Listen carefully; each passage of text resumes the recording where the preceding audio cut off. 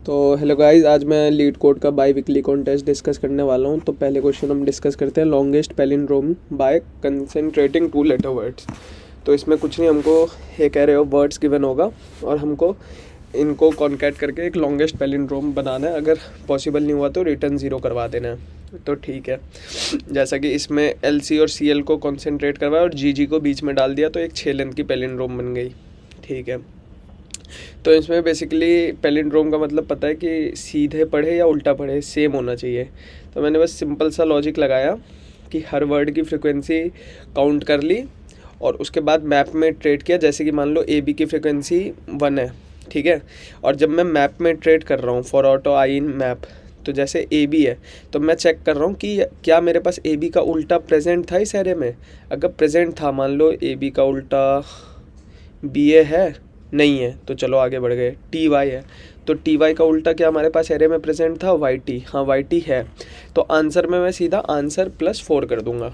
ठीक है, जैसे टी वाई का उल्टा वाई टी था, ठीक है, और उसके बाद इसके एक फ्रिक्वेंसी को काउंट कर लूँगा। इसका मतलब जब मैं वाई टी पे आऊँगा ना, तो वाई टी के लिए मैं टी वाई को चेक नहीं करूँगा क्योंकि ये फिर रिपीटेड हो जाएगा। ठीक है, तो इसके लिए मैं दूसरा मैप ले लूँगा कि जब मैंने एक बार टी वाई को यूज़ कर लिया तो मैप एक बूलियन कुछ ले लूँगा, map of T Y is equal to true कर दूँगा। ठीक है, मान लो अब वाई टी पे आया तो ये तो एक बार ले चुका हूँ।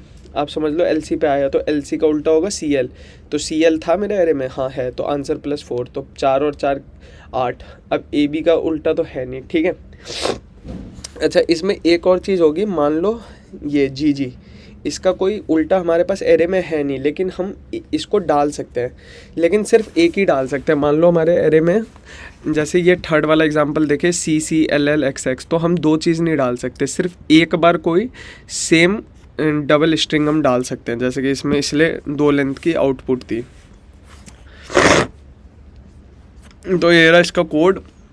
मैंने बेसिकली पहले वर्ड्स में ट्रेड किया और सबकी फ्रिक्वेंसी काउंट कर ली, उसके बाद आंसर एक 0 ले लिया और फिर एक और मैप ले लिया बूलियन। ठीक है, फिर इस मैप में ट्रेड किया और दोनों स्ट्रिंग निकाल ली, मतलब ये स्ट्रिंग जो मैप में थी और उसका रिवर्स निकाल लिया। ठीक है, और अगर ये नॉट इक्वल टू है, क्योंकि जब इक्वल टू है वो वाला केस हम अलग हैंडल करेंगे, अगर नॉट इक्वल टू है तब उन दोनों का मिनिमम, मान लो एल सी इस एरे में 2 बार प्रेजेंट है पर सी एल 1 बार प्रेजेंट है, तो एल सी की फ्रिक्वेंसी 2 है, सी एल की फ्रिक्वेंसी 1। ठीक है, तो इन दोनों का मिनिमम 1, तो 1 इंटू 4 ऐड करेंगे, ना कि हम 2 इंटू 4 ऐड करेंगे। इसलिए z is equal to minimum of map of this and this और आंसर प्लस z इंटू 4, और उसको फिर ट्रू कर दिया, जिससे हम रिवर्स को वापस काउंट ना कर ले पेयर में। अब अगला मैं एक और मैंने मैप ले लिया MPP, ये किसके लिए, ये इक्वल टू के लिए, कि मतलब इक्वल टू वाले केसेस के लिए, जब स्ट्रिंग इक्वल हो डबल स्ट्रिंग। तो अगर जी जी का पेयर मिल रहा है वो तो वैसे ही काउंट हो जाएगा। ठीक है, लेकिन मान लो जब सिंगल सिंगल हो तो ऑल सिंगल में बस हम एक ही पेयर को ले पाएंगे। ठीक है, क्योंकि पैलिंड्रोम के बीच में अगर हम रख देते हैं एक सिंगल वाले को तो वो कुछ फ़र्क नहीं डालेगा। तो वही चीज़ मैंने यहाँ पे किया, पहले एक मैप में इसकी फ्रिक्वेंसी स्टोर कर ली अगर स्ट्रिंग इक्वल है, मतलब दोनों तरफ से, और फिर यहाँ पे मैंने वही चेक कर ली कि उसकी फ्रिक्वेंसी अगर इवन है तो डायरेक्ट इंटू 2 कर दिया। एल्स एक बार मैंने boolean C R equal to false ले लिया था। ये क्यों लिया था, क्योंकि बस एक ही बार ले सकते हैं कोई डबल रिपीटिंग कैरेक्टर, मैंने बताया था। तो फिर यहाँ पे एक बार आंसर +2 एक ही बार, और उसके बाद सी आर ट्रू, जिससे अगली बार वो हो नहीं पाएगा, और लास्ट में रिटर्न आंसर। तो यही था इसका। बाकी दूसरा क्वेश्चन डिस्कस करें तो इसमें हमको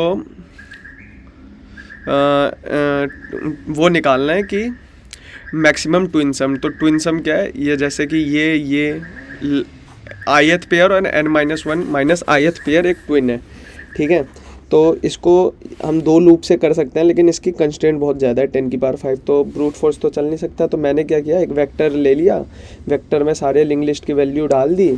ठीक है, और सारे लिंक लिस्ट की वैल्यू डालने के बाद एक इनिशियल पॉइंटर स्टार्ट पे रख दिया, एक दूसरा पॉइंटर एंड पे रख दिया, और फिर 2 सम वाला कॉन्सेप्ट लगा दिया, और फिर आंसर को मैक्सिमम निकाल दिया। जैसे कि यहाँ पे देखें तो एक वेक्टर ले लिया मैंने, वेक्टर में सारा उसके लिंक लिस्ट की वैल्यू डाल दी, फिर आंसर को इनिशियलाइज मिनिमम से कर लिया और 2 पॉइंटर वाला कॉन्सेप्ट लगा लिया, while I is less than J answer is equal to maximum answer comma vector 5 plus vector J I plus plus J minus मैंने लास्ट में रिटर्न आंसर कर दिया। तो ये था, और इसका पहला क्वेश्चन देखे, ये तो इसमें ज़्यादा कुछ कॉन्सेप्ट नहीं है, इसमें तो बस कोड करना था, ये देख लेना यार तुम लोग। अगर चौथा क्वेश्चन चाहते हो तो डू सब्सक्राइब द चैनल।